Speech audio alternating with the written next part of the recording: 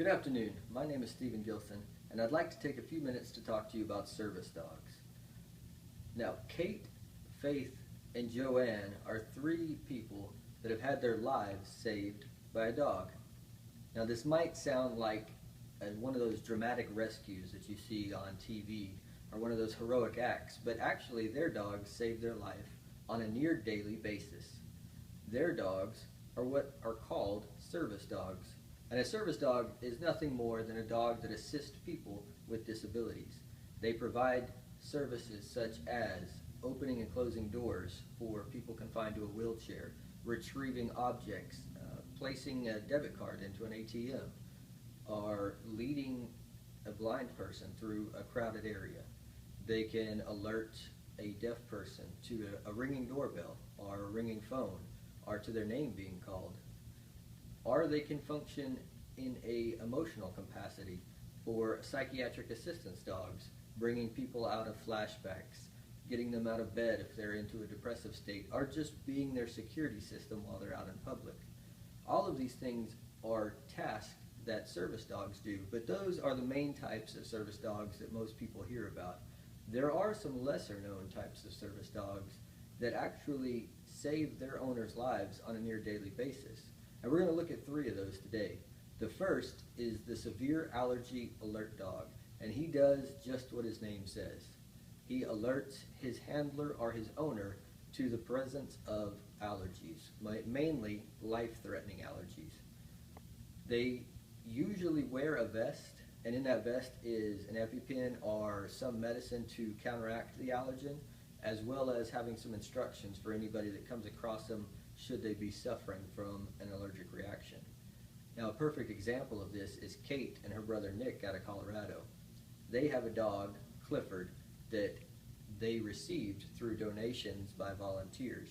Now, before they got this dog, Kate and Nick were constantly guarded because both of them having life-threatening allergies, their mother was never able to let them out of her sight for fear that they might stumble into something and have an allergic reaction. But now that they have Clifford, she says that she's free to actually let them do a little bit of exploring, and she's free to not stress and worry so much because they have their dog right there alerting them to any life-threatening allergens that are out there. Along the same vein is the diabetic alert dog, and it alerts its handler to low or high blood sugar.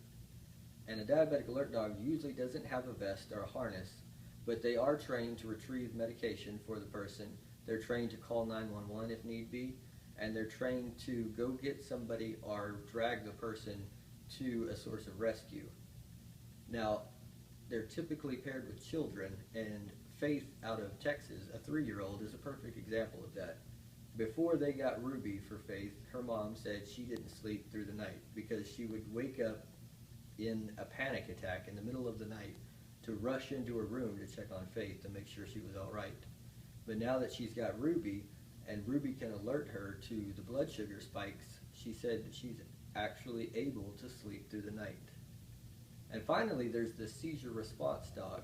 Now, these dogs can't be trained to alert for seizures, but usually after spending time with the handler, they start to pick up on it. Now, Joanne has suffered from seizures all of her life, and she said before she got Willie, she never really went out in public too much because she never knew when there was actually going to be a seizure. But now that she's got Willie, she's actually able to go out, she's actually go explore, and she said that at one point she was out on a lake, out on a dock in the middle of the lake taking pictures, and Willie was out on the shore, and he came running on to the dock, yipping and pulling her back, and right when he got her back on the shore, she actually started suffering a seizure. And had he not been there and had he not pulled her back and recognized the signs and symptoms, she would have probably fallen into the water and drowned. Now, these three dogs that we've looked at are along the same vein as the main service dogs in that they provide that help and that aid to those people suffering with the disabilities. But these three types of service dogs actually literally save their owner's life on a near daily basis. And when you look at the service dogs that are out there, it's really a very cool fact to see that these dogs have such a bond and have such a connection and provide such an aid to these people.